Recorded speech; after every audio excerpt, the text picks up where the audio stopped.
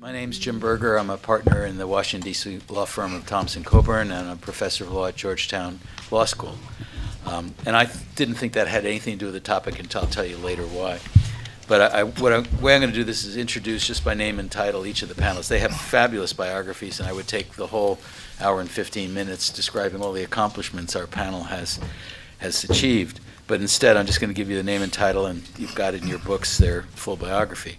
To my left, your right, first is Kim Hurwitz, Chief Content Officer, FOTV Media Networks, and I'm sure she'll tell you what that means.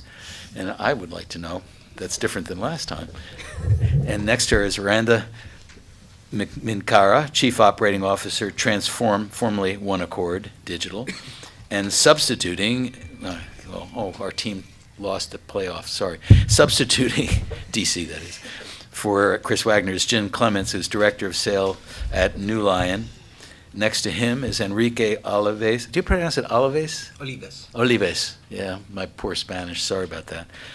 Who's Global Business Development Head, ABSCBN Global. Next to him is my old friend Frank Chindamo. I love to say Chindamo, even though it probably irritates him. Who's President and Chief Creative Officer, Fun Little Movies. Next to him, and last but not least, is Ian Moffat, former head of original programming at Yahoo. So the way I like to do this is, now that I've introduced the panel, is talk briefly about the subject matter, which I'll make up whatever I want to say. And then I'm going to give each of the panelists an opportunity to tell a little bit about them and their organization, but more importantly, where are we going with all this over-the-top stuff, all these new devices, new streams, new companies putting out, distributing films, and what does that mean for the indie industry? You know, it's sort of funny. I'm an intellectual property professor, and I sort of thought, other than the traditional doing deals and stuff, what does that have to do with indie films? I discovered, doing a little bit of research, which means Wikipedia, right? What else? That the indie film industry, the first indie film industry, was a result of intellectual property. What had happened is the early part of the last century, when film was invented, and remember Thomas Edison? Some of you might not be old enough to remember Thomas Edison, but he invented things like the light bulb, stuff like that. He was a prolific inventor. He held the patents to the cameras, to the raw film even, which he licensed to this little company called Eastman Kodak. And you couldn't get into the film business unless Edison let you into the business. So a group of actors and producers and directors left for LA, figuring that was far enough away from New Jersey, where Edison was, that he might not see what they were doing, and they could get into the business. And so they filmed their first project on Georgia Avenue, downtown LA. And then this little hamlet called Hollywood said, why don't you bring your business here? So that was at least if you believe Wikipedia, the origin. So that's my little story, and I'm sticking with it. But I think this is a fascinating topic. I mean, there's so many changes. I was fortunate enough to work in-house at Apple for 10 years. And when I first got there in 1987, they had this in mind. It was unbelievable to work with these people. And all this stuff is changing. So hopefully you all will tell me where we're going, because I don't have a clue as to where we're going. And then after that, I've got tons of questions. But I really hope I don't get to ask very many of the panel. I want you guys to come up with questions, because I found the audience is much better than the moderator at coming up with good, insightful questions. So with that little introduction, Kim, you get the honor of kicking off. Always first with you. Well, we won't tell that to everybody. Oh, the mics are live. Well, good morning, and thank you for joining us today. I'm with a company called FOTV Media Networks, Inc. That is the umbrella brand of a suite of companies, including Film On, including OV Guide, including Cinema Now, including Hologram USA, and a few other entities. We are a 360-degree entertainment company with a global reach, and we try to provide entertainment at every consumer touch point, whether it's a digital, OTT, terrestrial TV cable touch point, theatrical. We're involved in the virtual reality area in some ways as well. We're trying to do what many people on this panel are doing, is entertain, delight, and make some money doing it. So where are we going?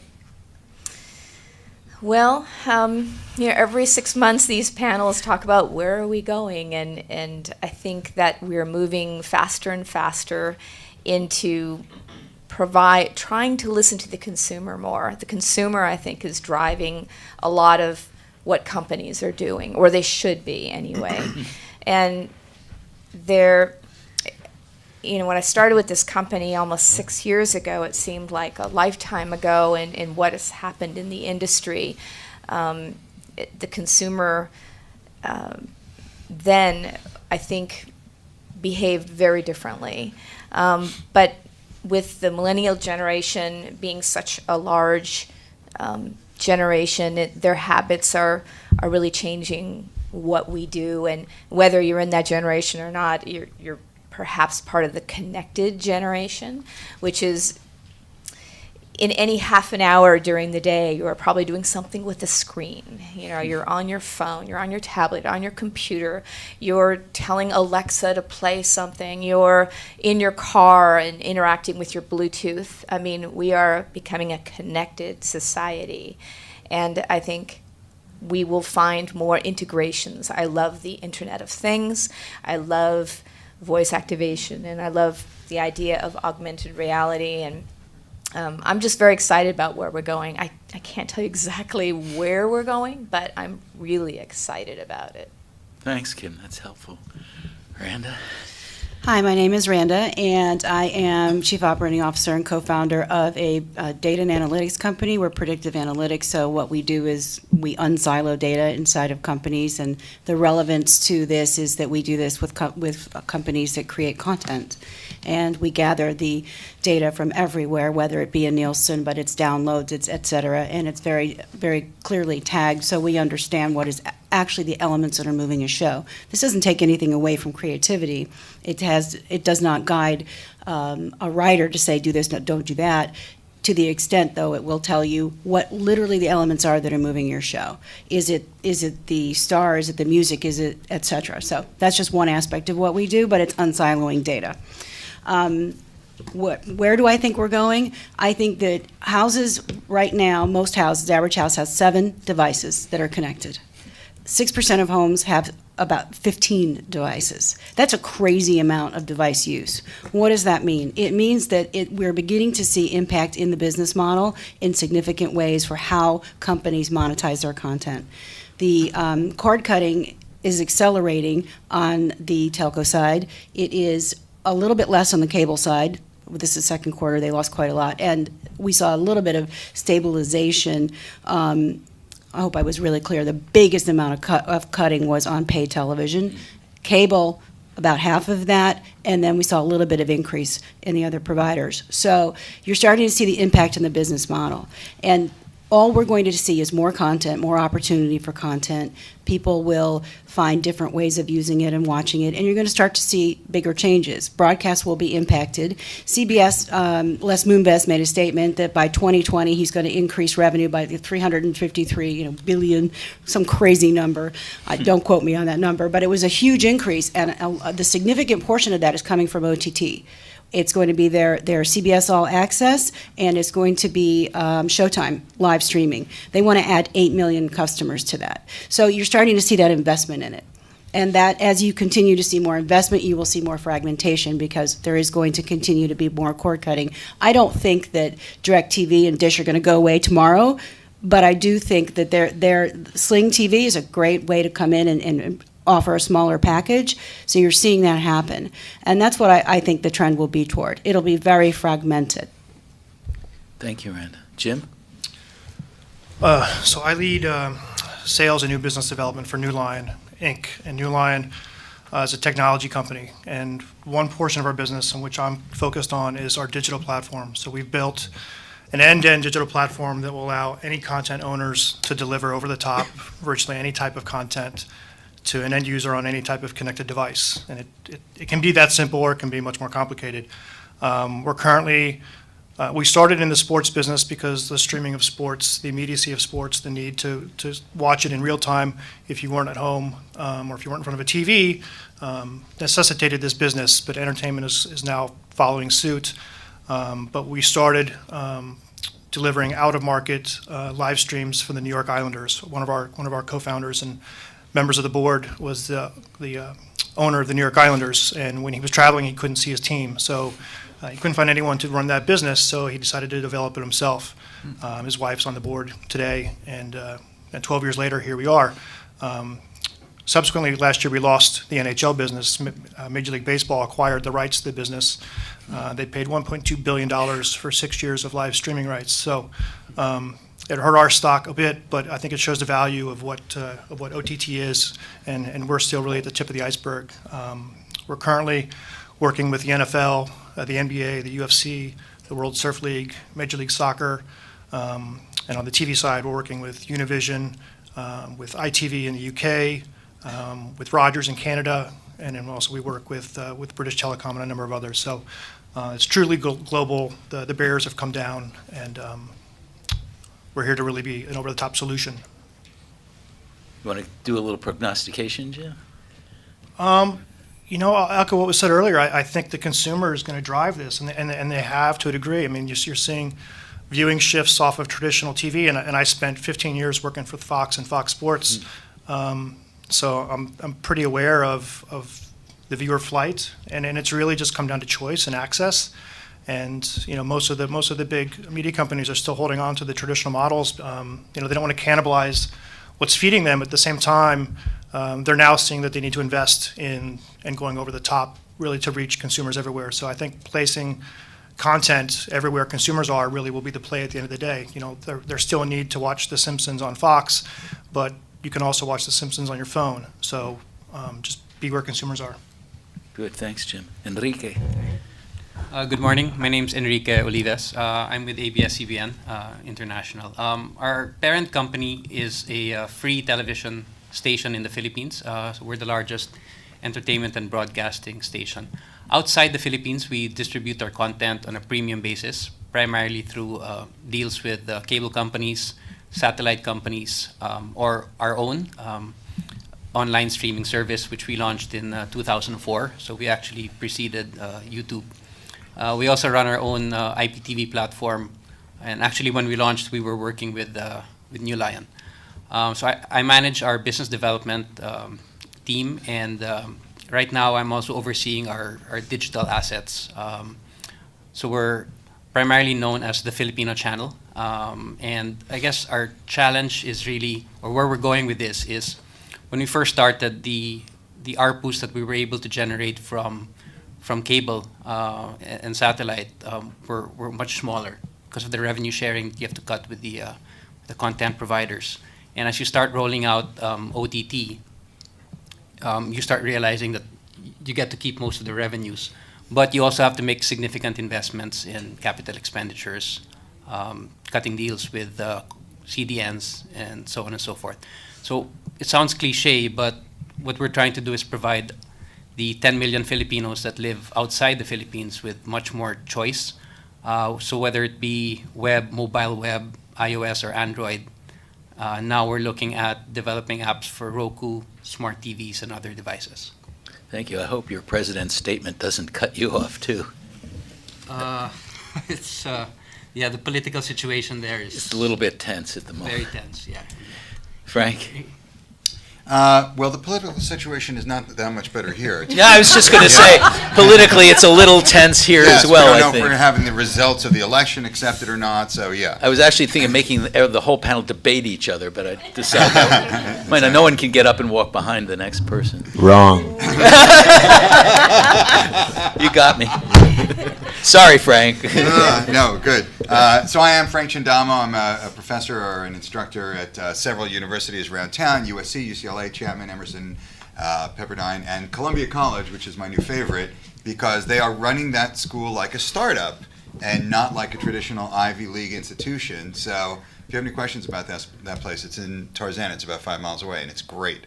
I also am the head of Fun Little Movies, where we produce and distribute short comedy content, and a lot of that content is on the Film On channel, for which we get lovely checks. And I wish you would deliver them to my house. That'd be so nice. Stop by for Well, coffee. now that you're in Tarzan, it's not as far away. It's not as far. Okay, good.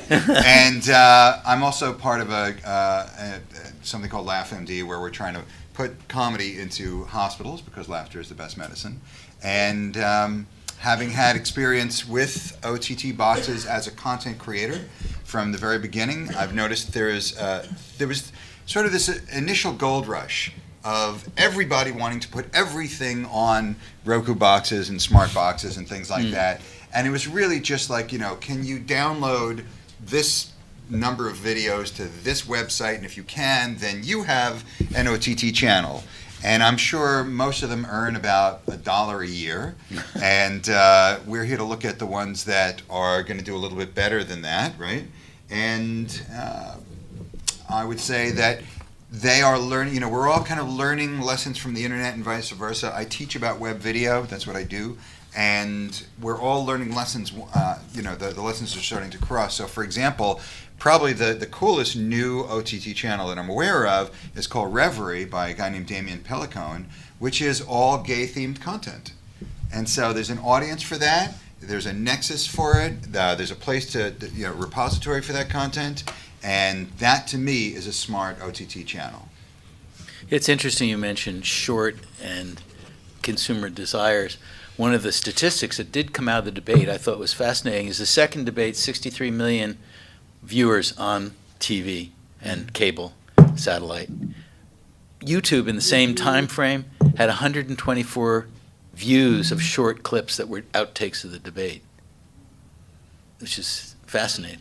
124 million. Ah, You said okay. 124. Oh, did I say billion? Sorry. No, No, you you said said 124. I'm from Washington, and Yeah. we say a billion here, a billion there. Pretty soon it's real numbers, but Okay, Yeah. there we go. Okay. Really? They got 124 hits, did they? 124 hits, yeah. Yeah. 124 million. For them. million. See, that's what I'm talking about. That's $1 a year kind of Yeah, there you channel. go. Yeah.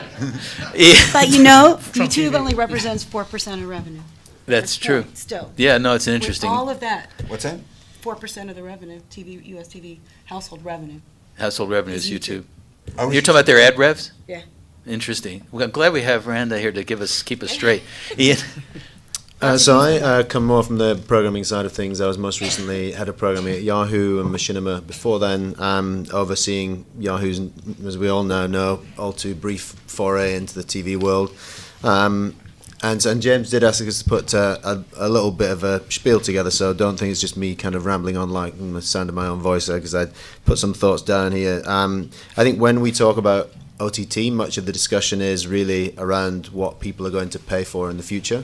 Can there be so many niche services that people are going to hunt down and pay for one here and one there and a few somewhere else?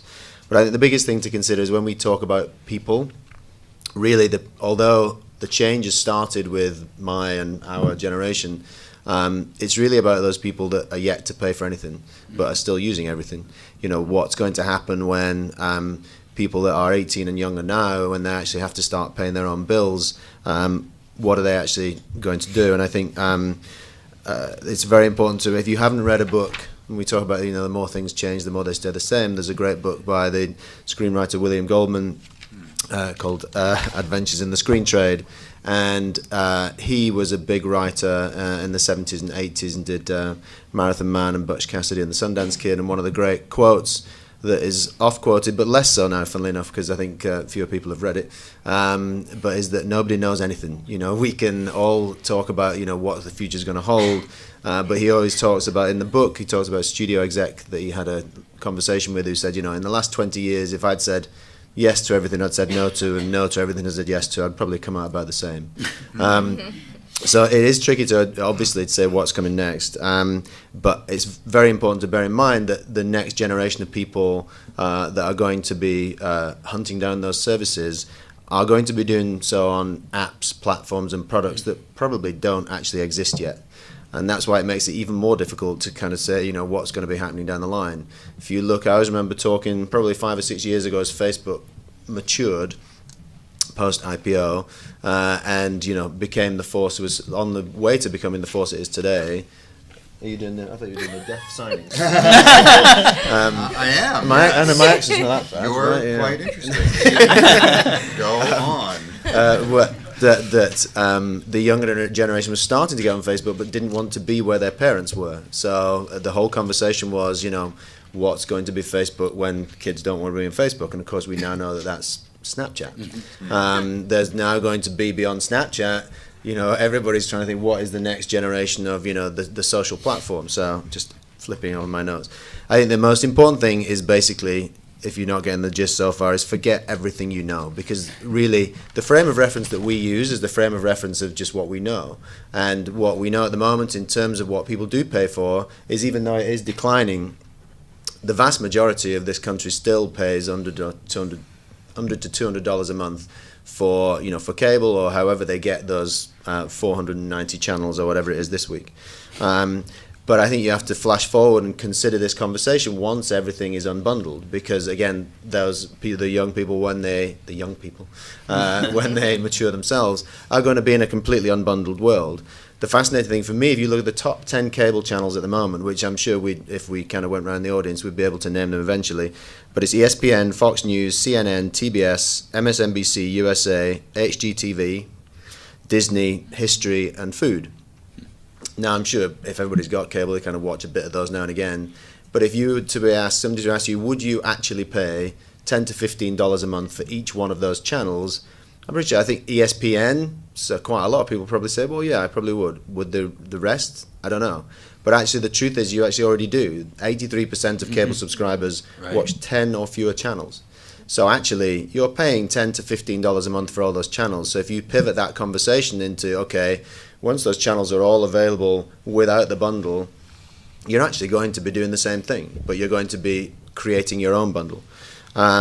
I think we are approaching a level playing field where ESPN, PewDiePie's own subscription app, which is around the corner, Slate, CBS All Access, CISO, Full Screen, and every significant social influencer will have their own subscription platform. That's where I think it's going to go eventually, and discovery and distribution, the recommendation algorithm, having an established brand, social reach is going to be the fact, the thing that really matters. There's an old saying that you can make a bad film from a good script, but you can't do it the other way around.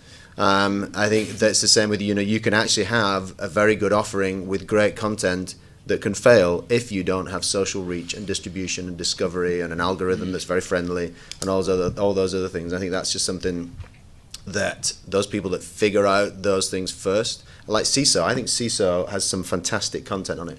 I think NBC are chucking a shitload of money at it at the moment, but we don't really know if it's succeeding or not yet. I think the fascinating thing with CBS All Access is that it's called CBS All Access. CBS have given the letters to that service because they know there's a value to that. For whatever reason, NBC didn't do that with CISO. It was almost like, let's float it out there and see what it does, and if it's successful, then we'll own it. I don't know if that's the case or not, but that's how it feels a bit now that CBS are all in on All Access. So, but I think all those elements are going to be, it's going to be a cold night on the mountainside, just like it was with the cable industry 20 years ago, just like with Ted Turner's, was it Turner News Network? That he was going to, that he was going to destroy everybody else, and look what happened there. And there's going to be success stories. Some of them are going to be the individuals like PewDiePie, I'm already success, and there are going to be people that we don't even know of today that are going to be the PewDiePies of tomorrow. So I'm not sure if that's enlightening at all, but it kind of summarizes everything in a rather long, rambling speech. Thanks. There's lots of pieces in there of questions I've got. Right. But no, thank you, Ian. So we're going to turn to questions now, but two things. One, this is being webcast, so if there is anybody out there watching us and you've got questions, I'll try to get to them, but those people who took the trouble to be here will be first in line. Just email them to jberger@thompson, THOMPSON, Coburn, COBURN.com. So I have a question for the audience first. How many of you are cord nevers? Never had pay TV? Oh, impressive. You're almost young enough to do this. Well, I ran talking about 6 years ago. You're a cord cutter then. How many of you are cord cutters, don't have pay TV? Oh, that's a little, wow. Wow, that's a little larger than your sampling. That's fascinating. Thank you. You can put your hands down. Yeah, I feel like I'm in class again teaching. But the youngest people in the audience weren't. Yeah, I know. I noticed that. That's a good observation. Thanks for mentioning it. I wonder why. We'll have to get to that later. But I want to start and have each of you answer this question to the degree you can. And this is, you have all touched on this. So I'm trying to get to a bottom line, or at least an opinion. Given what appears to be a mounting trend of cord cutting, cord nevers, the speed, the increasing speed of high-speed internet and availability of internet, a plethora of devices. I think I alone have 7 devices in my household. There must be about 15 probably total, on which to view streaming video. The studios are releasing fewer feature films, at least that's what the articles say. Is this the best of times for an indie film studio? Kim? Well, yes and no. So It Dickens, depends- best and it- worst of times. Exactly. Things are cheaper, equipment is cheaper, there's more distribution outlets than ever, but that becomes a problem within itself. There are so many outlets and the audience is fragmented, as everyone has been saying, and it's probably going to become even more so. So I think that if you were someone with a vision and you can create great content, well, you better be a marketer and a businessman or have an investor or a partner or someone who can help you navigate it and find a home. Because otherwise it's like, how do you make it in showbiz? It's like, well, Yeah. it's hard. There's no one way of doing it. And great content can never find an audience if you don't find a way to Reach them. reach them, yeah.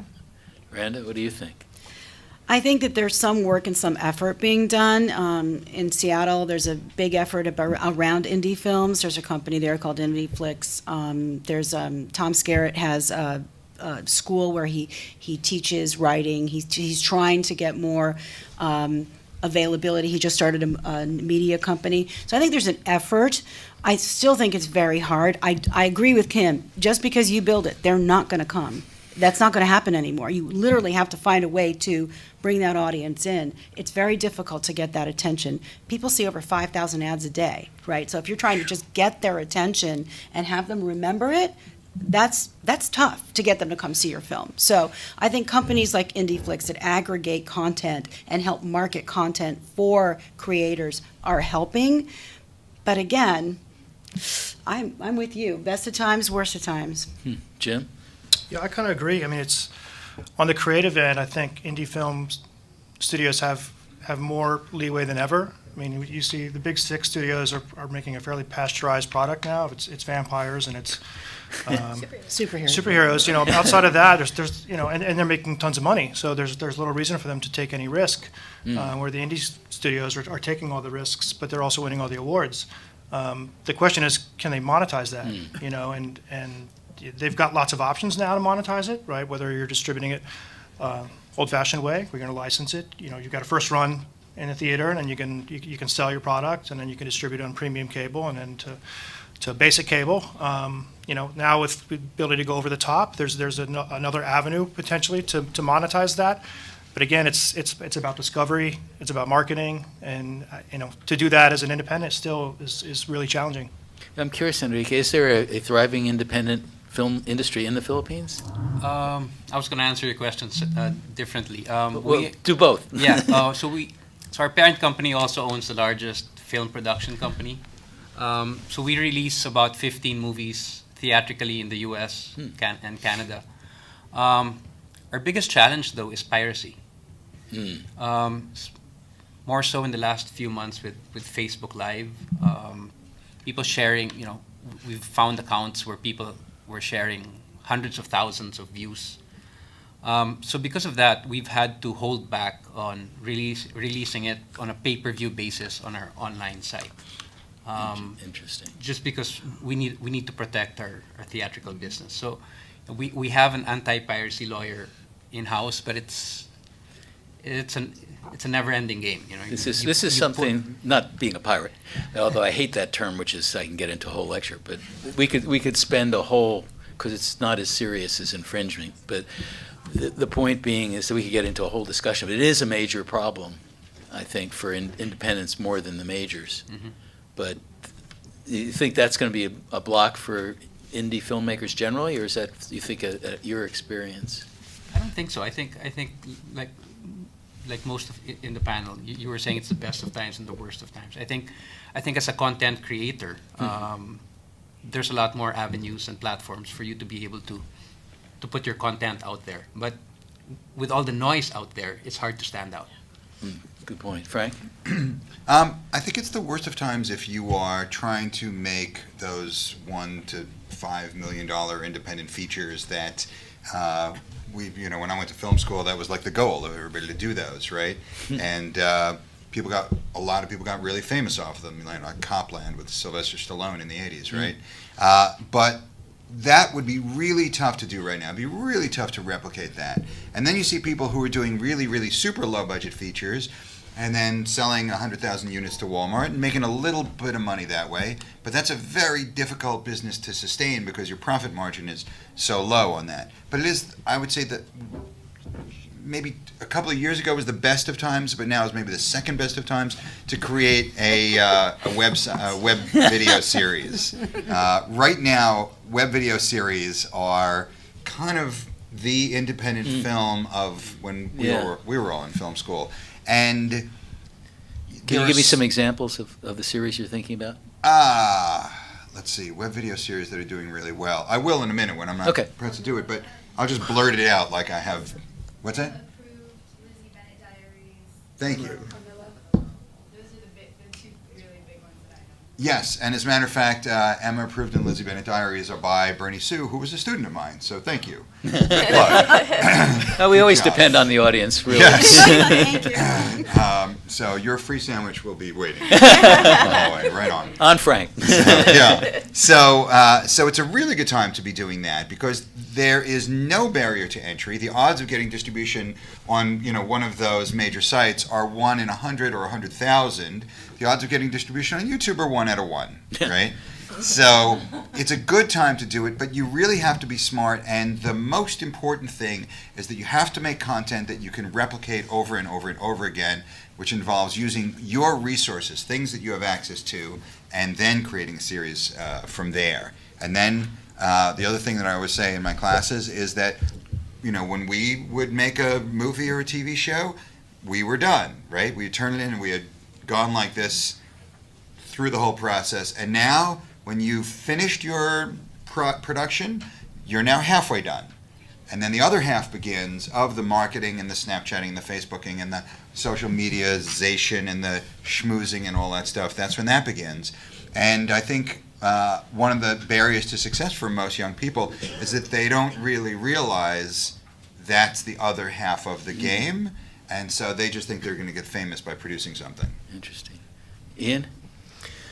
Well, I think YouTube is simultaneously the best and worst thing that ever happened to online video because it gave everybody exactly that. They thought, well, there's somewhere for me to put my stuff out there, but now there's 500 million people, 500 million channels, I think, on YouTube now.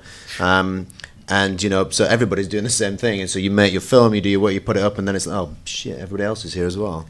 And I think, but then in terms of the amount of work, I think the odds of success are probably. I feel like I'm the one-man Amazon at the moment, but another great book is Robert Rodriguez's Rebel Without a Crew. He talks through how he made El Mariachi, and when he was just literally he would fund it by doing medical testing for a month and placebo testing of various different drugs, and distribute everything was a nightmare for different reasons. Now everything's a nightmare because you can actually get access to the ways to to make a film and actually get all the production crew you need, and friends will chip in. But then distribution is easy because it's YouTube, but you don't make anything. So people got to find other ways of standing out. So I think it's challenging in very different ways than it used to be. But at the end of the day, there is at least, like Frank says, a way of getting your film up there. And if you want to see a very interesting clip, just Google Francis Ford Coppola predicts YouTube. If you haven't seen that, it's amazing. He says, I think it was an interview after Apocalypse Now, And he says, I see a time, and these are his words, not mine, is I see a time in 15 to 20 years when, a little fat girl from Idaho, again, his words, not mine, has just as much access to cameras and crew and everything as I do. And, when that comes, there will be a real leveling of the play field for talent. So it is, I think, like I say, it's easier to get distribution, but the challenge is now everybody thinks they're a filmmaker. So Sort of Periscope, huh?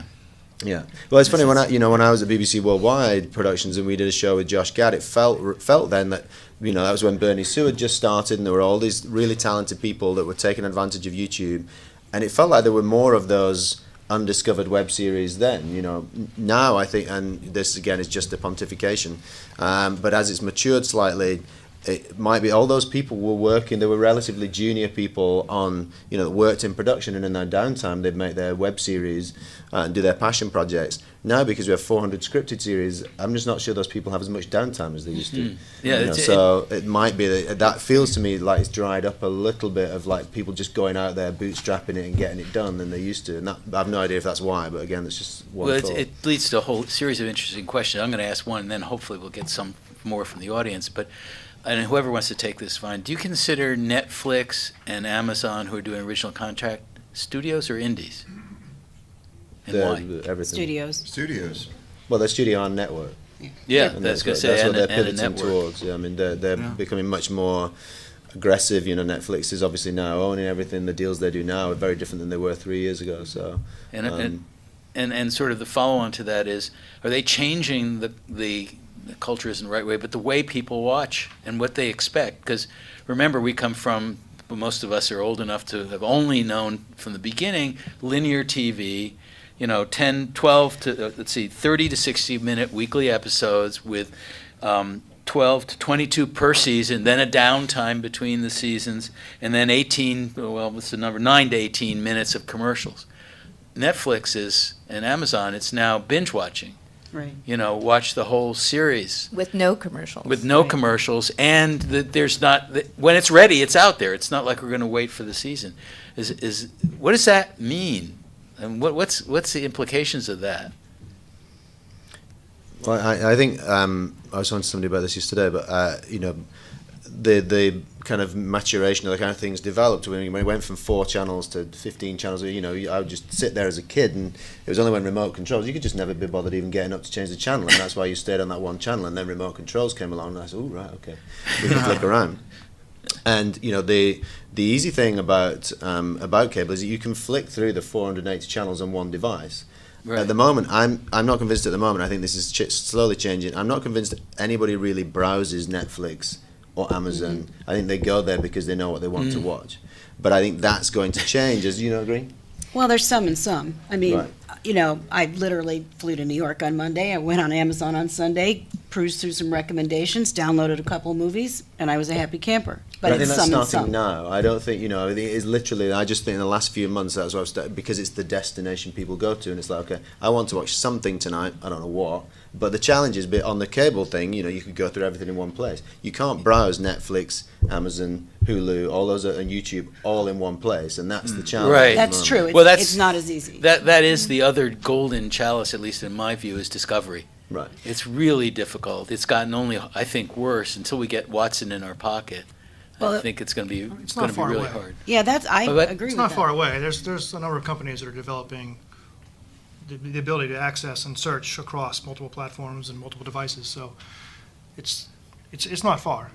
Well, I hope so, because it's frustrating to me as You know, a consumer. The way a lot of people watch television or cable television is almost a preset, if you will, Mhm. right? So, in my experience, there's an awful lot of DVR setting. Whether or not you can go watch it on demand, but you're doing that because it's a simpler way of viewing. Here's my list. I think we're starting to turn that whole experience into something more like a Netflix, right? More like Yeah. the stack next. Here's my next movie. Here's my next thing. It's stacked. Plus, And you it- can fast forward through the commercials. Well, exactly.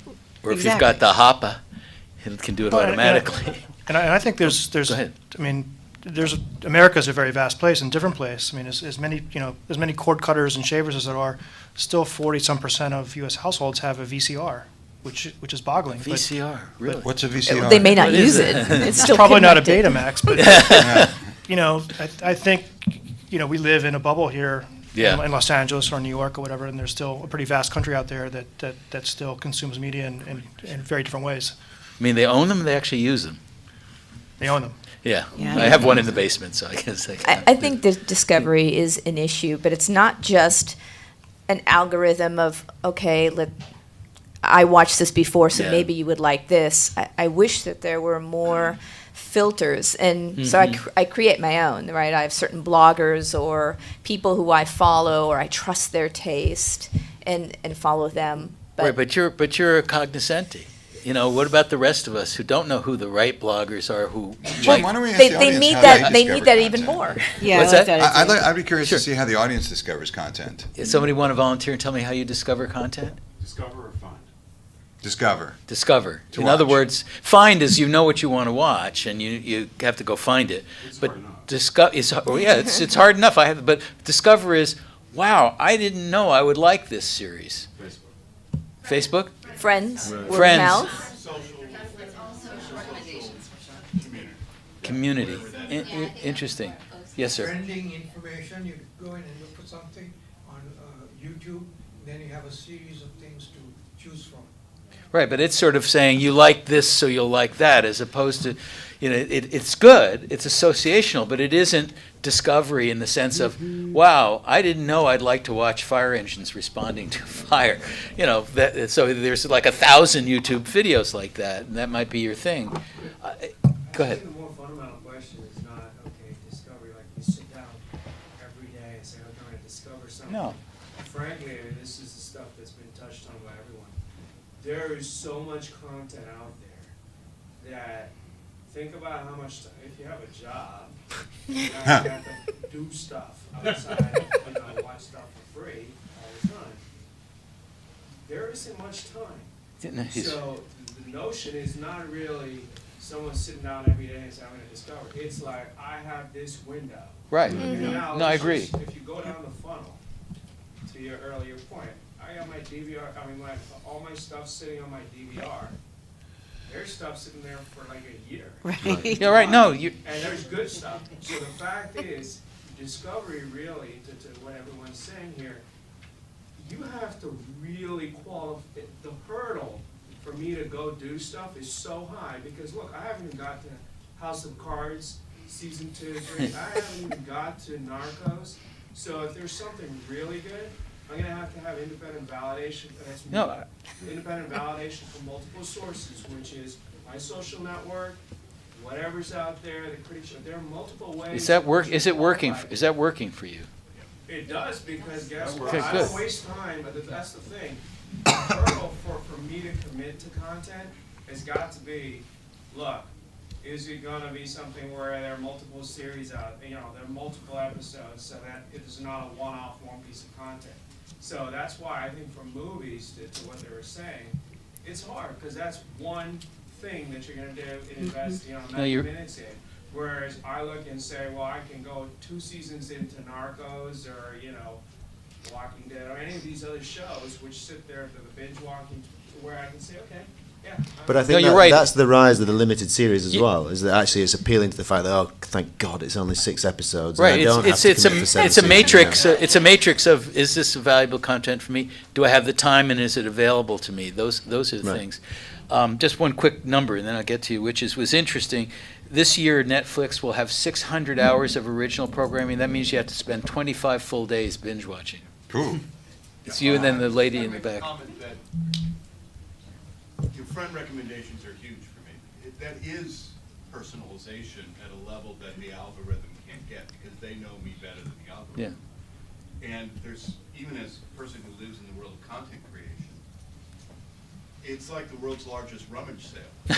Right. And if you have somebody walk up to you and say, there's a really great thing that I know you'll love back in the corner that I just saw, and you know them, that's a recommendation that's more valuable than anything else that you'll get. Now, when I Sure. get there, there's an algorithm that says if you like this, there's a million other things to do. That's very effective. Mhm. So they tend to work together. But those recommendations in your social graph are gold. Well, and I think another issue with that is that actually co-viewing. So my wife and I don't necessarily have the same tastes. So I will go through that entire process, of, okay, I found this thing that I like, but then it also has to overlap that Venn diagram of will she like it as well, which is why we never watch anything together anymore. It just doesn't That's happen. true. So you I have watch to go through Rotten Tomatoes with everything I want You to watch watch. a lot of Desperate Anything Housewives, below Ian? 95% is just... well, do you exactly, do you watch a lot of Desperate Housewives with you? Yes, exactly, yeah. Sorry, I couldn't. There's a young lady in the back. Do you still have a question or a comment? See, that's the attention span. It's over. It's over. It's over. We've She's already swiped We've answered the up. question. We're done. So when it comes to seasons, Yes. I think this might be the big, like what he was saying, where he hasn't watched like the second or third season of House of Cards because it takes so long. So when you binge watch, you watch it so much quicker, and then you have to wait like 9 or 10 months and the next thing has come out. Has anyone addressed seasons and Yeah. having them come out faster, or I'll let the panel Or answer this, pay but I just more say to see it. Yes, I've invented a time machine I'm tired of waiting a whole that will year propel for you House of forward Cards. into 2017. Yeah. Well, no, the Netflix has compressed. Netflix has actually compressed some of that. They don't do it on a regular seasonal basis because if you're too young, but over the air TV, the new shows would come on September, October, and then they'd quit May, and there'd be this whole summer lag, and then they'd go Well, again it'd be September. reruns. Oh, you get reruns in the summer. That's right. But also, Binge isn't a new thing. I remember watching The Wire on DVD. Oh, yeah. You know, going through all seasons of The West Wing as well. great, And actually, you know, Showtime and HBO, whenever you see people like Casey Bloys or David Nevins on panels, they go to great lengths to say that Netflix didn't invent binging. You know, Showtime's series have been on Showgo or whatever Yeah. it's called, you know, for years. I think what Netflix has changed is the attention span because it is just there, and the expectations. You know, they have this. I can't remember. They call it the hook episode research or something like that. Of like, what is the tipping point of an episode of a series at which people actually get hooked? And you know, like House of Cards might be episode 2 or episode 3, and there was 2 or 3 of them. Like Gilmore Girls, there was episode 7. It's like. It's like, no. I mean, if you don't get past episode 2 or 3, Right. you're done, which is terrible. Right. But that's what every showrunner in the history of television has ever said, and why everybody hates the pilot. Just get to episode 3. I mean, that's been the case for decades, you know. And it's like, well, no, just make episode 1 bloody great. Yeah, no, it's interesting that there was an interview with. Now, this just shows you I'm a Washington guy, and I forget the stars' names, but the star in House of Cards, Kevin Spacey, did a fascinating interview.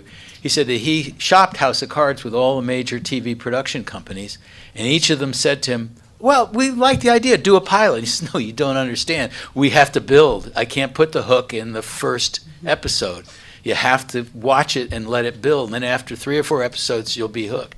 And then none of them would agree. He went to Reed Hastings and said, sure, we'll do it. I would love to hear Stephanie's question. Oh, please. We were talking about, no, yeah. Could you speak up a little bit so people... People binge like the DVD collections of movies that come out. So yeah, no, Netflix didn't invent binging.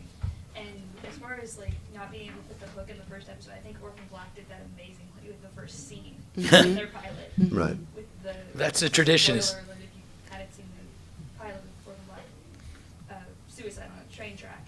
Put the hook in the first And episode. it works. Like And that's the why tunnel Orphan is Black that. exploded into what it is, and they said that they were only going to do 4 seasons. So it's not necessarily limited, but they said from the beginning they were only going to do 4 or 5 seasons.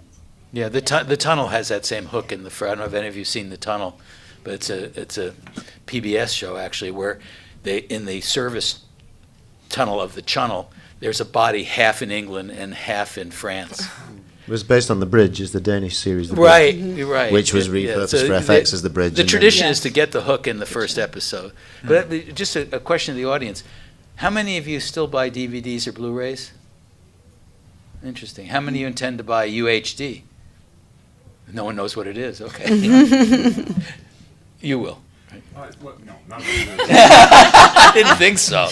I had a question though. I was wondering, I know that TV, before it got standardized to what we knew for the last 30 years, the 30 minutes, the 60 minutes, we didn't used to be so standardized. Stuff like Edge of Night, you know, early soaps were 15 minutes. Yeah. And would play in the afternoon and the evening. Peyton Place in the 60s was on 3 nights a week, 30-minute episodes.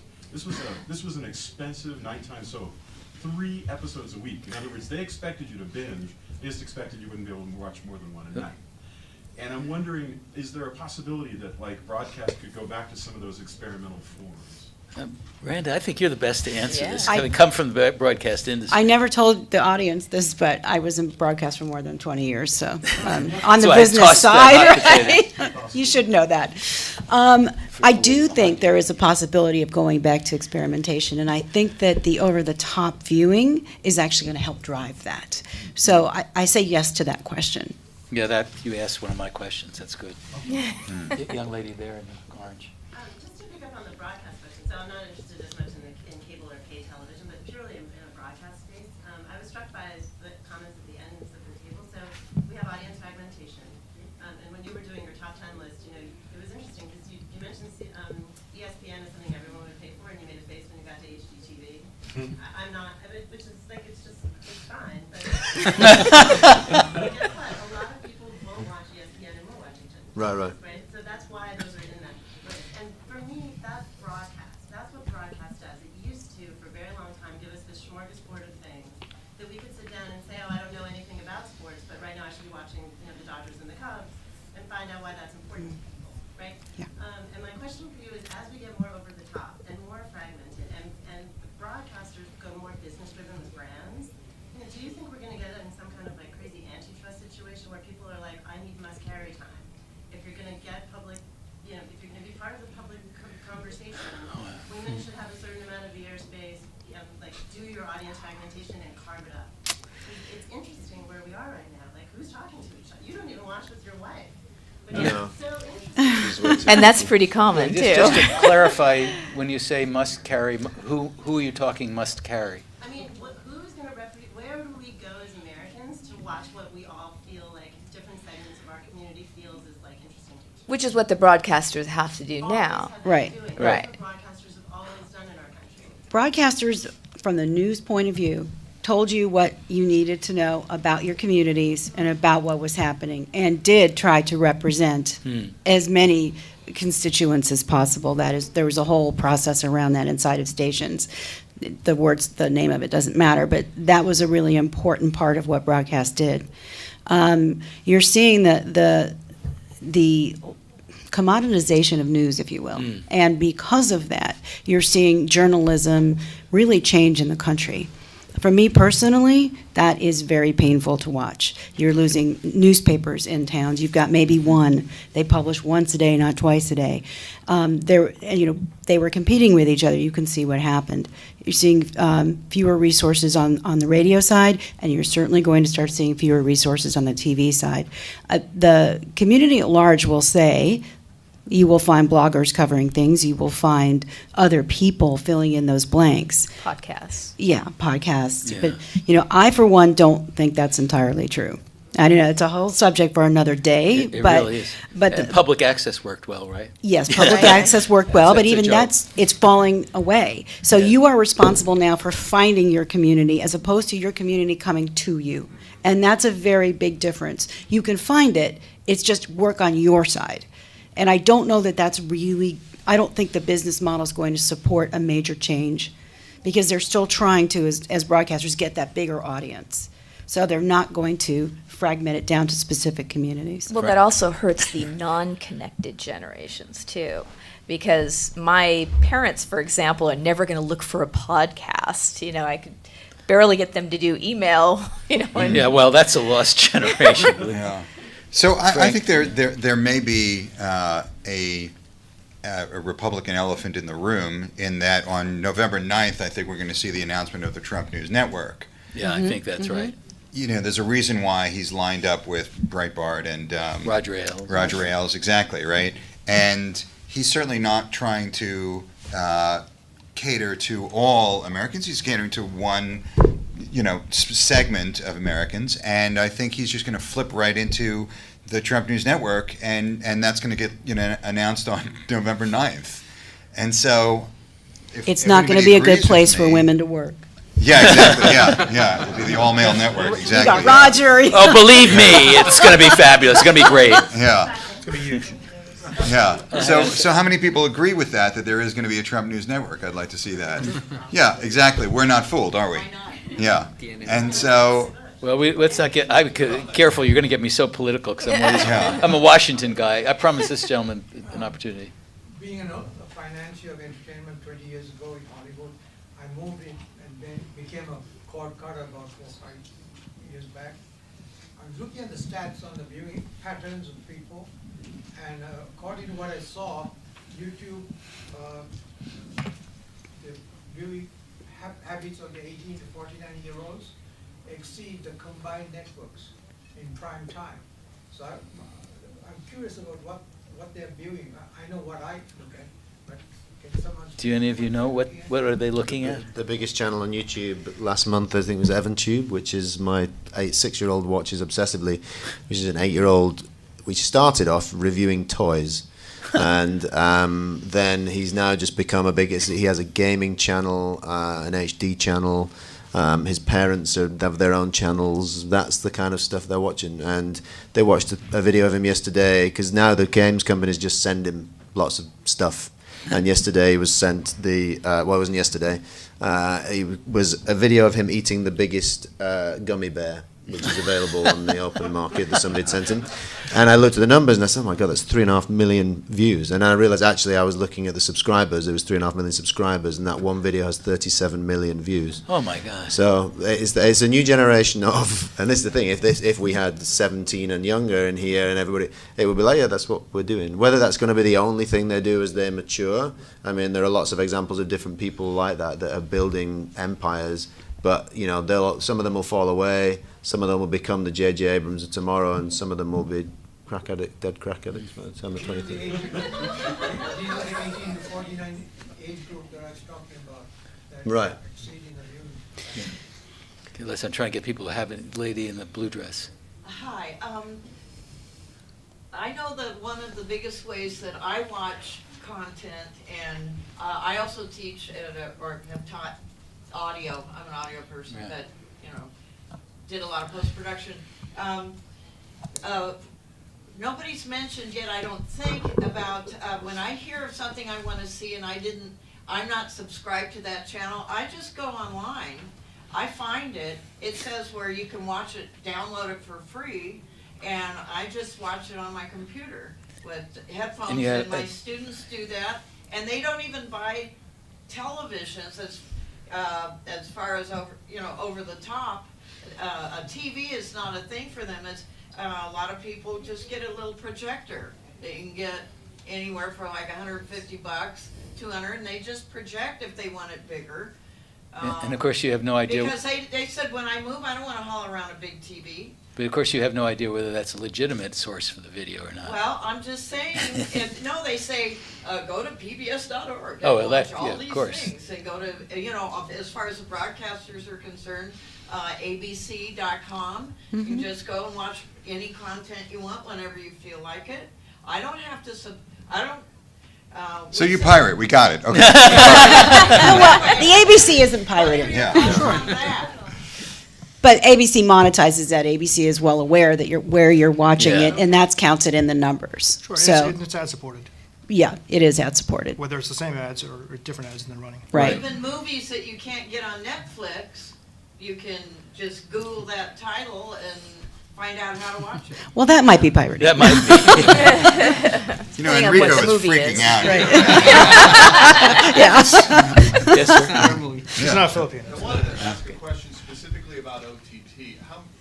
Does anybody have a feeling for when content provider, network, whatever, can create an OTT channel that is the single source of their distribution and revenue? Like, when is it going to become robust enough?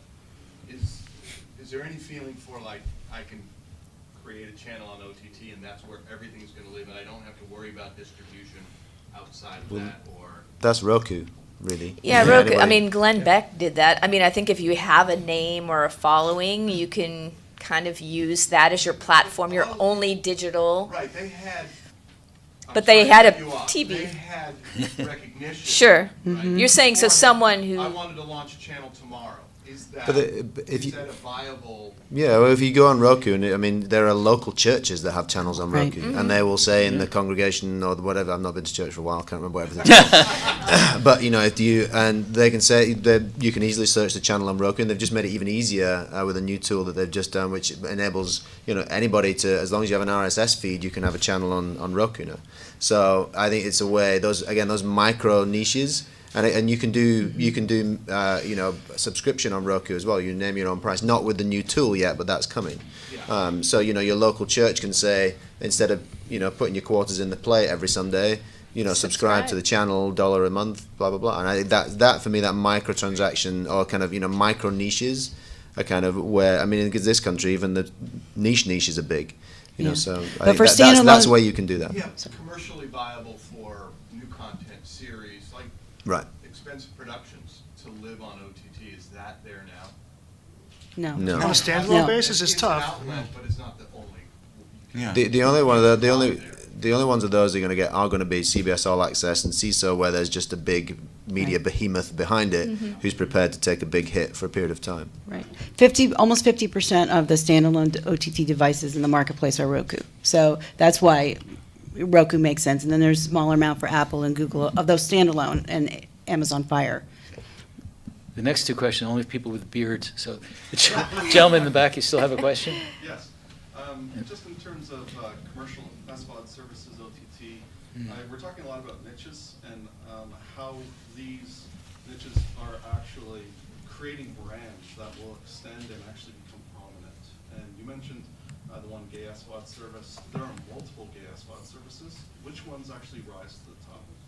How do they actually build their brands to do that? So the example I'm looking for your comment on is the latest Criterion move off of Hulu and onto their own network, which is the Filmstruck SVOD service. Is that a brand that's powerful enough to make a go for an OTT service? You mean Criterion Films? Yes. Aren't they mostly older films? No. Well, they're older films, but they're also still the catalog. Yeah, I mean, it's a classic channel. I don't know how much money are they putting into advertising. Where are they advertising? Who are they advertising to? What's their market? Who are they trying to attract? All those questions are the questions that you have to ask before you can get an answer to that, right? So if they're marketing, let's say, to film students, and they find a really good way to market to film students, then that would be a good niche core for them to start out with, right? Housewives in Alabama, probably not. Yeah. For me, I think the big thing that matters is the transactional element as well. If you're in a vertical or a space like Michelle Fan did with beauty, or if you're kind of straight into a place where sooner or later you're going to be able to sell transactions through whatever app you're in, and I think that's a big factor down the line in terms of success. I mean, you look at companies like Victorious that are positioning themselves with that's direct influencer to fan networks basically. So that would be PewDiePie's own subscription app. But the subscription piece is only a piece of it. That's where he's going to sell all his books. Is where he's going to sell the tickets to his events. It's where people will be able to throw him $5 to spin on his head or whatever it might be. So I think that kind of what the future of it will be from my point of view is if you find that if you can be at the hub of that place where people can build their own brand. And I'm not convinced that's Kim Kardashian. Whale Rock have got the Kardashians and they've got Howard Stern and others. But I think the moment that Kim Kardashian put that naked picture in Instagram, not in her subscription app, tells you kind of everything you need to know about where her priorities are.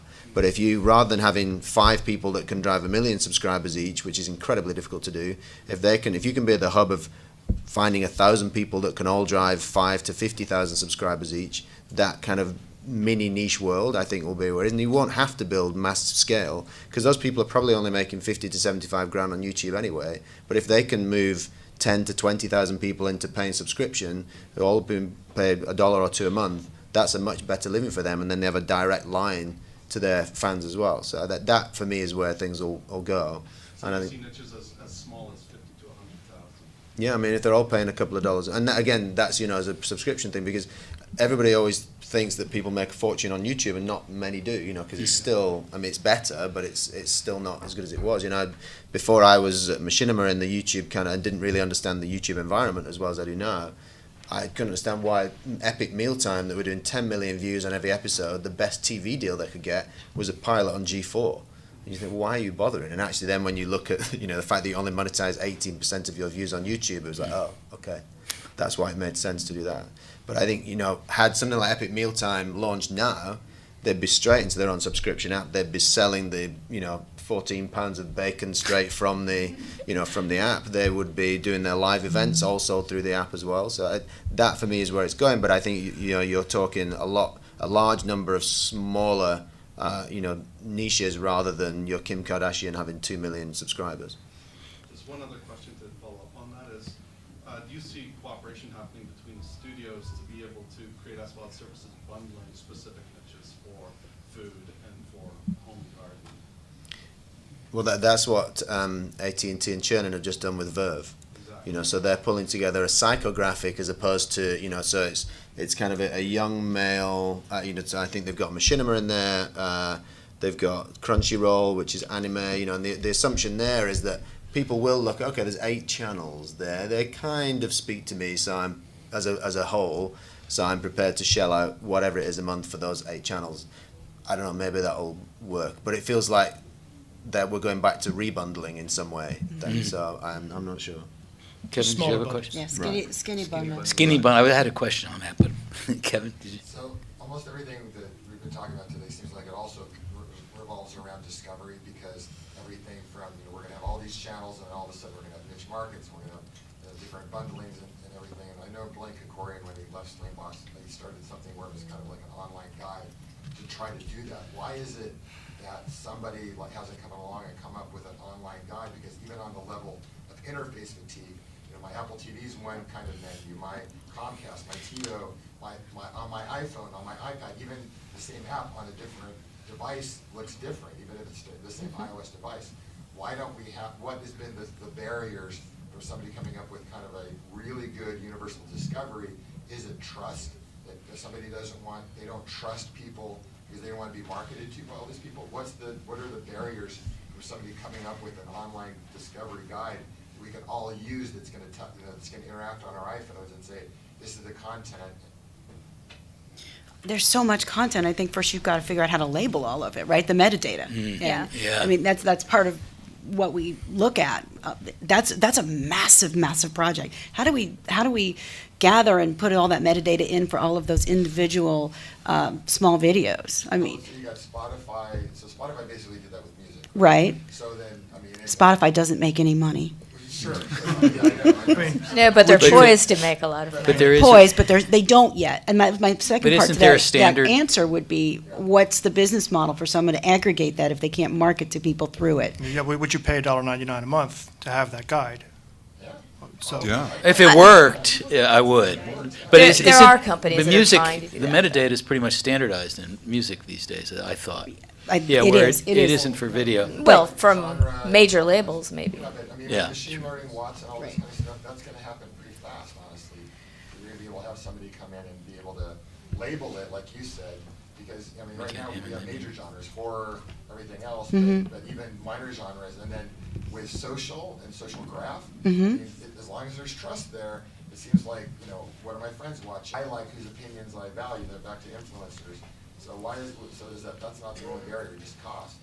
No, the cost isn't the only barrier, but, you're talking about machine learning, it's expensive. So there has to be a way for a company to sit down and put its engineers to task to do this.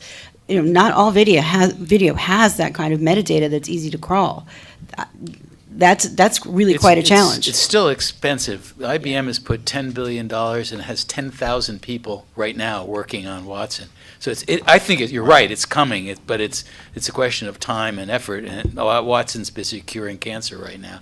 But, Right. Well, there's also then in Netflix, for whatever reason at the moment, it doesn't have a thing that says Jim's watching that, Fred's watching this, you might like it. And I would think surely yes, that they have their recommendation algorithm, but it's not driven by social. And I don't understand it enough, but I wouldn't be surprised if Netflix don't want you a third party coming in, scraping all their data and putting it alongside all the data from Amazon. right, and there is a privacy issue as well. Well, there was a gentleman in the back of the Titleist hat. Do you still have a question? No, I do have a question, but I think one of the reasons why there isn't one of these grand discovery tools is because Netflix doesn't want you to be outside of Netflix. Right. Right, yeah, well, that's true of most locations. It's impossible to probably have one place to allow you to just, shift windows into whatever player you want. one search tab. But I mean, there are tons of sites that tell you what's on Hulu, what's on. Yeah. So it's a So this may be a first world problem that never gets solved. The gentleman in the check shirt there. Yeah, so partly an observation and then kind of a question of what you guys think. So, as Kevin Riley sort of, famously sort of said that, we're at peak TV, we can't really, he doesn't see a way of us. I don't know that there's been a huge follow-up, but, our business is very much sort of these high-quality shows for the internet. And I've seen over the last few years that that same thing that you guys are talking about has sort of trickled down, and it all comes, I think, around to what everyone's talking about, discovery. How do you discover things? I think a lot of it has to do with advertising and marketing. And at what point you need money to be able to show people that you have this thing. And even these big companies that I work with, I see that it is harder and harder for them to find an audience. And I know that they're trying, and I know a lot of it has to do with the economics. Like, how much money can you put in, given how much money that is coming back, how much money can you put in to find that audience? So I guess the question is, like, how close, what's your guys' opinion? How close are we to just being like, we can't do any more new stuff? Nobody can find the good stuff that's out there. Well, there's only so many billboards as well. It's like, Right. But what I find fascinating is that YouTube, if you drive along the Sunset Corridor from Doheny to Crescent Heights, when 5 years ago it was all ABC and CBS pilots, which it still is, but maybe they've put up more billboards actually. But I mean, YouTube with all their YouTube Red originals have taken up that entire corridor now. Which is very bizarre. I don't know who obviously they're trying to reach the same tastemakers as the studios were, but they want you to pull over and watch it right there. Yeah. Well, it's only a matter of times it actually plays on the billboard, I guess, doesn't it? So, but I don't really know if I knew the answer, I probably wouldn't be sat here. I'd be in my big house on top of the hill somewhere. But I think the social piece just comes into it again. In terms of how the studios can push, then it really is. There's only so much money they can spend. There's only so many billboards, but I think they're all getting more and more into and cleverer about social recommendation. When the This Is Us trailer did whatever it was, 120 million views on YouTube, everybody was like, well, okay, I'm not sure that's going to translate to success, but it was actually all about awareness. That's what they care about first, and then if everybody gets there and it's crap, they're not coming back again. But actually, This Is Us has done okay, and probably will continue, although really it's Parenthood by another name, if anybody's seen it.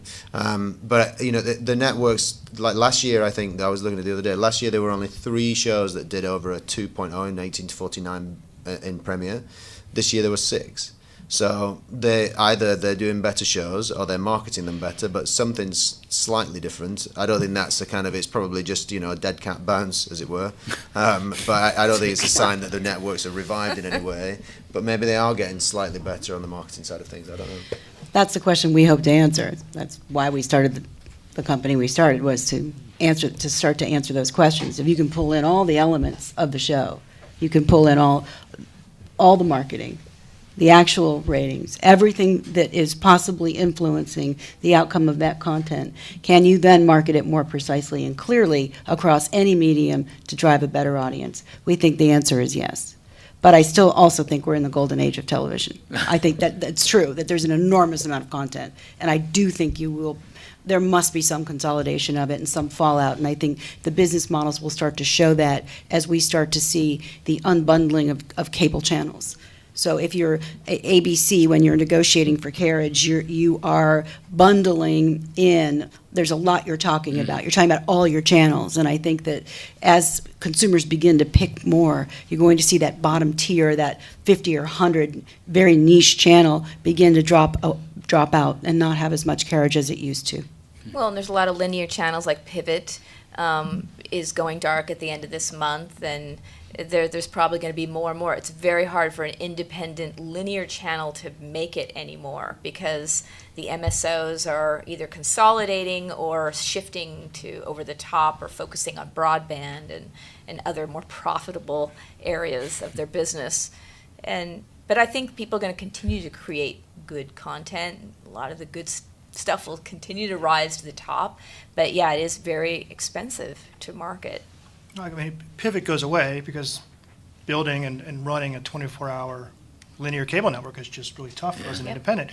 But that doesn't mean that that's what you need to build to be successful anymore. No, You can no. you can program 4 hours a day and put it on, as a VOD service, either SVOD or AVOD service. And if you can aggregate enough audience or enough subscribers, you've got success. So I don't think there's limits to more TV or even more good TV, but the old model of a 24/7 linear network that you turn on and just you could play it nonstop for days on end is going to end.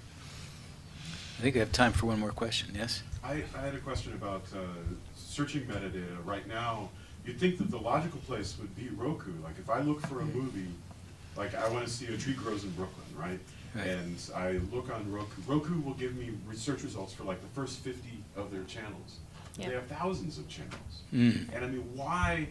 And if I owned one of those channels and I happen to have A Tree Grows in Brooklyn, you would think it would behoove me to meet whatever metadata standardization Roku asks of me. I'll bend over backwards to do it. So why am I not, if I'm that guy? I could guess, but I'm not. yeah, I the, could the guess. the guess would be that it's not Roku's not the only game in town, Right. and and other distributors may have a different requirement for different metadata. If you don't get a standard, and getting to I've been doing standards legal work, God, for longer than I want to admit to this audience. It is really hard getting to a standard because there's no perfection, and also generally speaking, standards are voluntary. It's hard to impose a standard. The market has to say, this works, so we're all using it. It's hard. It's hard to get to the standard. And Roku, might be able to force through a standard. I don't know, but it is a difficult place to get to. Well, I think this has been a terrific audience. I want to thank the audience, and I want to thank our panelists for a great panel.